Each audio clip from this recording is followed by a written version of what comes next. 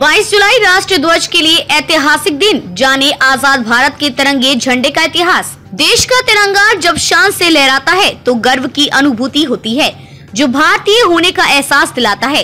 उसी तिरंगे झंडे के लिए 22 जुलाई का दिन ऐतिहासिक है।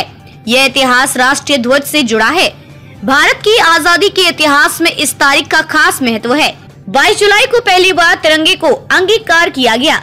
दरअसल 22 जुलाई 1947 को ही दिल्ली के कॉन्स्टिट्यूशनल हॉल में संविधान सभा के सदस्यों की बैठक में तिरंगे को देश के राष्ट्रीय ध्वज के तौर पर अंगीकार किया गया था। इस बैठक में आजाद भारत के लिए एक झंडे का प्रस्ताव रखा गया था। इस प्रस्ताव पर गहन चर्चा हुई और फैसला लिया गया कि केसरिया, सफेद और हरे रंग वाले झंडे को ही कुछ बदलावों के साथ आजाद भारत का झंडा बनाया जाए। तिरंगे झंडे में रंगों का महत्व। भारत के वर्तमान राष्ट्रीय ध्वज को बनाने का श्रेय स्वतंत्रता संग्राम सेनानी पिंगली वेंकैया को जाता है।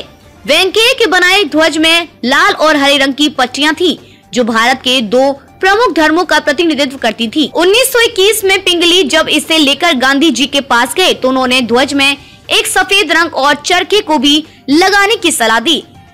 सफेद रंग भारत और बाकी धर्मों और चरखा स्वदेशी आंदोलन और आत्मनिर्भर होने का प्रतिनिधित्व करता था। 1923 में पहली बार इस तिरंगे का हुआ था प्रयोग। 1923 में नागपुर में एक शांतिपूर्ण विरोध प्रदर्शन के दौरान हजारों लोगों ने इस ध्वज को अपने हाथों में थामा।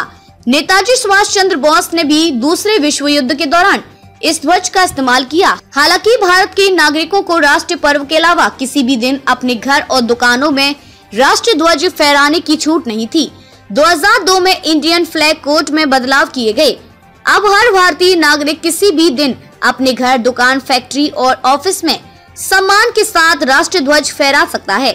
आजादी के 75 साल पूरे होने पर पूरे देश में आजादी का अमृत महोत्सव मनाया गया, जिसके उपलक्ष्य में देश में हर घर तिरंगा अभियान मनाया गया। इस दौरान सभी ने घर, दफ्तर, वाहन, ऊंची इमारत, हर जगह तिरंगा लहराकर देश के प्रति अपनी कृतज्ञता व्यक्त की।